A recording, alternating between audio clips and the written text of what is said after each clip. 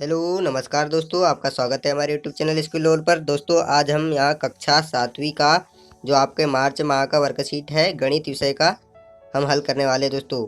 ठीक है, इसमें हम पूरे क्वेश्चनों का हल देखने वाले हैं, तो वीडियो का अंत तक बने रहिएगा। ठीक है, सबसे पहले दोस्तों आपको इस वर्कशीट में अपना नाम, पिता का नाम और अपने स्कूल का नाम लिख लेना है और कक्षा कौन सी है 7वीं ये लिख लेना है। ठीक है, हम यहाँ पे गणित विषय का आपका वर्कशीट मार्च माह का हल करने वाले हैं दोस्तों। ठीक है, तो हम देखते हैं पहला क्वेश्चन है सही विकल्प चुनकर लिखिए। पहला क्वेश्चन है सही विकल्प चुनकर लिखिए। 8 घंटे एक दिन का कौन सा भाग है। पहला क्वेश्चन जो है 8 घंटे एक दिन का कौन सा भाग है।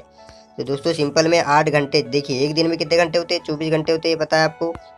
ठीक है, अब 24 घंटे में से पूछ रहा है 8 घंटे एक दिन का कौन सा भाग है, तो 24 दिन में अपने को 8 निकालना है, तो 8/24 कर दीजिए। ठीक है, इसको काट दीजिए, 8 कम 8, ठीक है, 8 3 24, तो कितना आ जाएगा 1/3 आ जाएगा।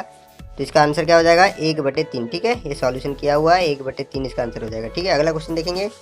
ठीक है, दूसरा क्वेश्चन, दी गई आकृति में x का मान होगा।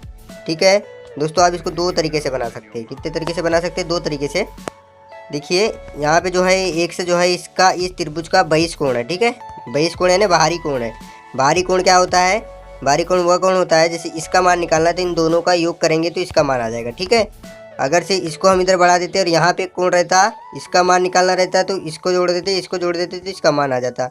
ठीक है दोस्तों, आपको वैसे नहीं समझ में आ रहा है तो आप सिंपली ये x बराबर इन दोनों को जोड़ दीजिए तो आपको x का मान आ जाएगा। ठीक है, और निकालने का दूसरा तरीका क्या है, दूसरा तरीका ये है दोस्तों कि यहाँ पे जो है पूरा 180 अंश का कोण बनता है। आपको मालूम है कि एक लाइन पे ऐसा जो है 180 अंश का कोण बनता है, तो इससे भी निकाल सकते हैं। बाकी इसमें सिंपल हो जाएगा, इसमें जो बाहरी कोण है x बराबर 40 धन 60 कर दीजिए तो ये आ जाएगा 100 डिग्री। ठीक है, तो इसका ऑप्शन नंबर सी जो है सही हो जाएगा।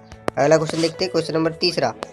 संख्या 17 को दर्शाने वाली मिलान चिन्ह है। देखिए 17 को मिलाने वाले मिलान चिन्ह यहाँ पे आप गिनेंगे तो 5 हो गए। ठीक है, पहले वाले में 5, दूसरे वाले में 5, यानी टोटल मिला के 10 हुए।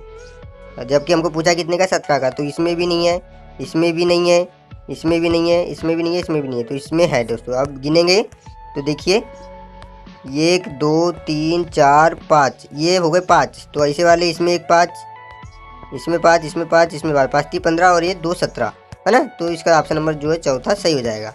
अगला क्वेश्चन देखिए, किसी आयताकार खेत के चारों ओर बाड़ लगाने के लिए आवश्यक तार की लंबाई को क्या कहते हैं। जैसे आपका एक आयताकार खेत है, ये जो आयताकार हो गया, इसके आपको चारों तरफ एक तार की बाड़ लगाना है तो इसको क्या कहेंगे, परिमाप कहेंगे। ठीक है, चारों तरफ जो लगाना है उसको कहेंगे हम परिमाप।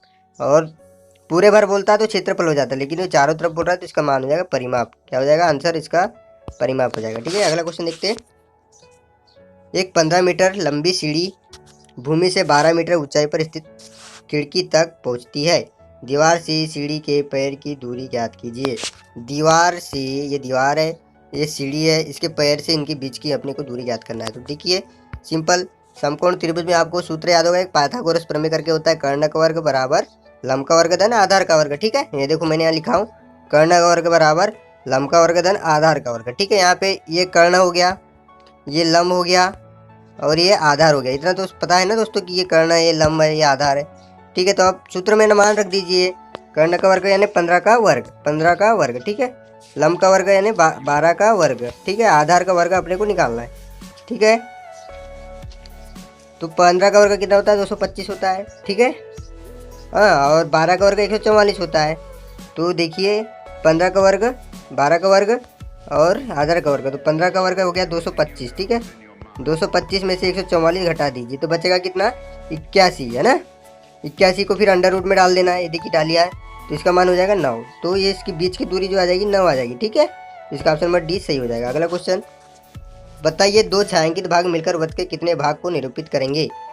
ये एक आधा भाग हो गया, एक आधा भाग हो गया, दोनों मिलाएंगे तो ये पूरा भाग, यानी आधा वृत्त को काला कर लेंगे ना, इतने को काला कर देंगे है ना, तो ये वाला ऐसा हो जाएगा इसका, नहीं इतने को काला कर देंगे। ठीक है, ठीक। अगला क्वेश्चन, एक विद्यार्थी 3 क्रमागत दिनों में क्रमशः 4 5 और 3 घंटे पढ़ता है। मान लीजिए आप जो हो मंगलवार को, सोमवार को, बुधवार को 4 घंटे एक दिन, 5 घंटे एक दिन, 3 घंटे पढ़ते हो, तो एवरेज बताना है कि आप कितने टाइम पढ़ते हो। तो ये 4 धन 5 धन 3, इन सभी को आप सिंपली जोड़ दीजिए ना, और 3 दिन है तो 3 का भाग दे दीजिए तो औसत निकल जाएगा। जितनी संख्या है उतनी संख्या का भाग देते हैं ना, उतनी संख्या का भाग देते हैं औसत निकालने के लिए। उसी प्रकार सभी को जोड़ के उतनी संख्या का भाग दे दीजिए तो 4 धन 5 धन 3 बराबर 12 हो गया। 12 के बटे 3 बराबर 3 चौ 12, तो 4 घंटे आ जाएगा। उसका प्रतिदिन पढ़ने का समय जो होगा 4 घंटे होगा। ठीक है, अगला क्वेश्चन देखते हैं। नीचे बनी आकृति का क्षेत्रफल ज्ञात कीजिए। एक खाने का क्षेत्रफल कितना है? 1 वर्ग इकाई है। तो यहाँ पे टोटल खाने कितने हैं आप गिन लीजिए। यहाँ पे टोटल खाने गिनोगे तो आप कितने हो जाएंगे? 16 है ना। 1 2 3 4 5 6 7 8 9 10 11 12 13 14 15 16। ठीक है, तो ये 1 का 1 है तो 16 का 16 वर्ग इकाई हो जाएगा। ठीक, अगला क्वेश्चन। 1998 से 2002 के बीच एक फैक्ट्री द्वारा निर्मित साइकिलों की संख्या निम्नलिखित सारणी में दर्शाई गई है। ठीक है, तो अपने को क्या बताना है? इस सारणी के आधार पर इन्हीं क्वेश्चनों के आंसर देना है।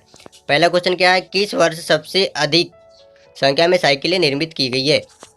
देखिए, सबसे अधिक साइकिल किस वर्ष की गई है बताना है। तो ये सबसे जो अधिक साइकिल है 1200 है। किस वर्ष की गई है? 2002 में। किस वर्ष की है? 2002 में। तो देखिए वर्ष 2002 में 1200 साइकिल। ठीक है, अगला क्वेश्चन। वर्ष 1998 से 2002 के बीच कुल कितनी साइकिलें निर्मित की गई है? सबसे अधिक या सबसे कम साइकिलों की संख्या का अंतर बताइए। ठीक है, तो 1998 से 2002 के बीच कुल साइकिल कितनी हो जाएगी? कितनी हो जाएगी? देखिए ये 800 और ये 1200 है ना। इन्हें पूरी इनको जोड़ना है। 800 600 900 1100 1200 सभी को जोड़ेंगे तो कितनी आ जाएगी? 4600 आ जाएगी। कितनी आ जाएगी? 4600। और इनके बीच का अंतर निकालेंगे तो 800 माइनस 1200 माइनस 800 बराबर 400। ठीक है, अगला क्वेश्चन। ये जो चित्र दिया है इसमें छायांकित भाग को निरूपित करने वाले भिन्न का मान बताइए। देखिए इसमें छायांकित भाग कितने? 1 है 2 है और 3 है। टोटल भाग कितने की नहीं है? 1 2 3 4 5। ठीक है, 5 दूनी 10 यानी टोटल भाग है 10 और छायांकित भाग है कितने? 3। तो क्या हो जाएगा? क्या हो जाएगा? 3 के बटे 10 हो जाएगा। क्या हो जाएगा? 3 जो है अपने छायांकित भाग है, टोटल 10 है तो 3 के बटे 10 हो जाएगा। ठीक है, समझ गए? 3 भाग छायांकित है, 10 भाग में से 3 भाग छायांकित है तो 3 बटे 10 हो जाएगा। अगला क्वेश्चन। नीचे दिए गए प्रश्नों को निर्देशानुसार हल कीजिए। ठीक है, निर्देश क्या दिया हुआ है अपने को? विद्या और प्रताप पिकनिक पर गए। उनकी माँ ने उन्हें 5 लीटर पानी वाली एक बोतल दी। विद्या ने कुल पानी का 2/5 भाग पी लिया, उपयोग कर लिया और शेष पानी प्रताप को दिया। तो बताइए विद्या ने कितना पानी पिया? देखिए 2/5 पानी पिया, 5 लीटर टोटल पानी था तो 5 इंटू कितना हो जाएगा? 2/5 हो जाएगा। ठीक है, तो 5 से 5 चले जाएगा तो बचेगा कितना? 2। तो विद्या ने कितना पानी पी? 2 पी। देखिए इसका सॉल्यूशन मैंने लिखा हुआ हूँ, मैं आपको समझा रहा हूँ ना। 5 के बटे 2/5, 5 से 5 कट गया, बचा 2, तो 2 लीटर विद्या ने पानी पिया। ठीक है, अगला क्वेश्चन। पानी की कुल मात्रा का कितना भाग प्रताप ने पिया? देखिए 5 लीटर टोटल पानी था जिसमें से विद्या ने 2 लीटर पी लिया तो बचा कितना? 3 लीटर है ना। बचा कितना? 3 लीटर। ठीक, अगला क्वेश्चन देखते हैं। 4.5 सेंटीमीटर लंबा एक रेखाखंड कीजिए। ठीक है, देखिए नीचे खिंचाओ मैंने। ये 4.5 मीटर एक लंबा रेखाखंड हो गया। ठीक है, उसके बाद क्या बोला है? उसका लंब समद्विभाजक कीजिए। लंब समद्विभाजक बोले तो उसको समान 2 भागों में विभाजित करने वाला एक लंब समद्विभाजक खींचना है। तो आप सिंपली क्या काम कर सकते हैं? 4.25 यानी 4.5 सेंटीमीटर का एक रेखा खींच लीजिएगा और उसका आधा कितना होगा? 2.25 होगा, है कि नहीं। तो 2.25 पे एक टिक लाना और उससे सीधा एक लाइन खींच लेना तो उसका लंब समद्विभाजक होगा। वैसा नहीं करना है तो चाप के थ्रू आप यहाँ से यहाँ पे एक चाप रखेंगे यानी अपना जो प्रकार है। ठीक है, और यहाँ पे एक कट मारेंगे इस साइड से रखकर। ठीक है, इस साइड से रखकर एक कट मारेंगे और फिर इस साइड से रखकर यहाँ पे एक कट मारेंगे। ठीक है, उसी प्रकार इधर नीचे में भी यहाँ पे रखकर, यहाँ पे अपना वो रखकर प्रकार वाला यहाँ इस साइड चाप मारेंगे और यहाँ पे रखकर इस साइड चाप मारेंगे। तो इससे क्या होगा? ये एक कट बिंदु प्राप्त होगा, ये इसका लंब समद्विभाजक होगा। ठीक है, इस प्रकार भी कर सकते हैं और जैसा मैंने पहले बताया वैसा भी कर सकते हैं। अगला क्वेश्चन, क्वेश्चन नंबर 4। नीचे दिए गए प्रश्नों को हल करना है। ठीक है, पहला इसमें क्वेश्चन है किसी स्कूल के एक विशेष कक्षा के लिए दिए गए दंड आरेख को देखकर निम्न प्रश्नों को उत्तर दीजिए। ठीक है, पहला क्वेश्चन क्या है? देखिए आरेख देख लीजिए। क्या इसमें इधर विद्यार्थियों की संख्या दिया गया है और इधर क्या है? वर्ष दिया हुआ है। ठीक है, अभी अगला हम क्वेश्चन के हिसाब से देखते हैं कैसे सॉल्व होगा। आलेख का पैमाना क्या है? देखिए पैमाना ऊपर ही दिया हुआ है। पैमाना जो है 1 इकाई लंबाई बराबर 10 विद्यार्थी, यानी 1 इकाई लंबाई जाते तो इसमें 10 विद्यार्थी आते हैं। ये इसका पैमाना यहाँ दिया हुआ है तो यही लिखना है अपने को कि आलेख का पैमाना 1 इकाई बराबर 10 विद्यार्थी। ठीक है, दूसरा वर्ष 2002 में कक्षा में विद्यार्थियों की संख्या कितनी है? हम जाते हैं ग्राफ में, ये 2002 वाला है अपना ये। ठीक है, 2002 वाला है, इसमें विद्यार्थियों की संख्या कितनी होगी? 50 होगी। कितनी होगी? 50। तो सिंपली यहाँ 50 लिख लेंगे, है ना। अगला तीसरा क्वेश्चन जो है, इसी के बाद तीसरा क्वेश्चन, रुक जाइए ऊपर चले गए। हाँ, तीसरा क्वेश्चन, वर्ष 2003 में विद्यार्थी की संख्या वर्ष 2002 के विद्यार्थियों की संख्या से कितनी अधिक है? 2003 और 2000 की बात करते हैं। 2003 में जो है टोटल कितनी संख्या देख लीजिए, 2003 में जो है संख्या ये आपकी 60 है, ठीक है। 2003 में 60 है और 2000 में कितनी है, 30 है। तो 60 माइनस 30 बराबर 30 है ना, 60 माइनस 30 बराबर 30 हो जाएगा। अगला क्वेश्चन, एक सेब को 4 बराबर भागों में बांटा, मुझे 2 भाग और मेरे छोटे भाई को 1 भाग मिला, हम दोनों को सेब का कुल कितना भाग मिला। ठीक है, एक सेब को 4 भागों में बांट दिया आपने, ठीक है। उनमें से 2 भाग आपको मिल गया और 2 भाग आपके एक भाई को मिल गया, तो टोटल 3 भाग मिल गया। टोटल भाग थे कितने, 4, 4 में से 3 मिल गया तो 3/4 आ जाएगा, ठीक है, 3/4 आ जाएगा। देखिए यहाँ पे लिखा हूँ, एक सेब 4 भाग बांटा, टोटल भाग कितने हुए, 2 एक को मिला, 1 1 को मिला, 3 भाग हो गए और टोटल भाग थे कितने, 4, तो 3/4 भाग मिला हो जाएगा, ठीक है। 4 में से 3 भाग मिला तो क्या हो जाएगा, 3/4, ठीक है। अगला क्वेश्चन, एक मेज को ऊपरी पृष्ठ पर पृष्ठ की माप 2 × 150 सेंटीमीटर है, मेज के पृष्ठ का भाग का क्षेत्रफल वर्ग मीटर में ज्ञात करना है। किसमें करना है, वर्ग मीटर में, ठीक है। तो ये 2 को 2 रहने दीजिए मीटर में, और ये 150 सेंटीमीटर, 150 सेंटीमीटर को क्या लिख सकते हैं मीटर में, 150 भागित 100 कर दीजिए सिंपल में। 150 भागित 100 करेंगे तो यहाँ पे 1.5 हो जाएगा, कितना हो जाएगा, 1.5 इंटू 2 कर दीजिए, जैसे ये किया मैंने, तो 3 मीटर आ जाएगा, है ना, 3 मीटर स्क्वायर। तो इसका क्या हो जाएगा, 3 मीटर स्क्वायर, ठीक है। अगला क्वेश्चन देखते हैं, आकृति को देखकर बताना है अपने को। देखिए आकृति में देखिए, अच्छे से देखिए इसको, इसका PDF भी मैं आपको दे दूंगा ना, वीडियो को अंत तक देखिए। और दोस्तों आपने हमारे इस चैनल को सब्सक्राइब नहीं किया तो सब्सक्राइब भी कर लेना, ठीक है। हम बताएंगे किस प्रकार सब्सक्राइब करना है, ठीक है। आकृति को देखकर बताना है, ठीक। आकृति देख लिया आपने, आप क्वेश्चन देख लेते। केंद्र, इसमें केंद्र क्या है बताइए, केंद्र जो है वो है, ठीक है, केंद्र जो है वो है, ठीक, केंद्र हो गया। अगला क्वेश्चन क्या है, अगला क्वेश्चन देखिए, व्यास, व्यास क्या होगा, व्यास जो है ये CB होगा, क्या होगा, CB, C और B, ठीक है, ये CB व्यास होगा, ठीक है। उसके बाद जीवा, जीवा होगी आपकी DE, ठीक है। उसके बाद क्या बोला है, एक त्रिज्याखंड, त्रिज्याखंड एक, तो वो भी हो सकता है या OC हो सकता है, ठीक है। उसके बाद अगला त्रिज्या, त्रिज्या वो है, ये देखिए दिख रहा है वो ये, ठीक है, वो ये, ठीक है। अगला क्वेश्चन देखते हैं। अगला क्वेश्चन है, आपके घर में समतल पृष्ठ वाली बहुत सी वस्तुएं उपलब्ध है, उनमें से उनके नाम लिखकर उनकी लंबाई, चौड़ाई, पृष्ठ क्षेत्रफल ज्ञात कीजिए सारणी में, ठीक है। दोस्तों आपके घर जो भी है उनकी लंबाई और चौड़ाई आपको लिख लेनी है, ये मैंने अपने हिसाब से लिखा हूँ, आप अपने हिसाब से भी इसको भर सकते हैं, ठीक है। इसमें आप मेज की लंबाई 20 है, चौड़ाई 3 है, तो ये 60 सेंटीमीटर स्क्वायर हो जाएगा। इसी प्रकार सभी के मैंने डायमेंशन लिखा हूँ, ठीक है, आप देख लीजिए। तो आपको पृष्ठीय क्षेत्रफल निकालना है तो सिंपली उनकी लंबाई गुणित चौड़ाई का गुणा कर देना है और इसका जो सॉल्यूशन है वो आप लिख लेना है, ठीक है। इसी प्रकार सभी का आपके 5 सामग्री बोला है तो खिड़की हो गई, अलमारी हो गया, ईंट हो गई, दीवार हो गई, बक्सा हो गया, ठीक है। अब इन्हीं के आधार पर क्वेश्चन बने हुए हैं।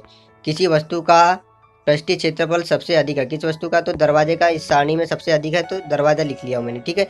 दी गई वस्तुओं में से कम क्षेत्रफल वाली वस्तु का नाम है, उसका क्षेत्रफल लिखिए। तो सबसे कम वाली का है, इसका माचिस है, माचिस की डिब्बी है और इसका क्षेत्रफल है 8 सेंटीमीटर स्क्वायर, ठीक है।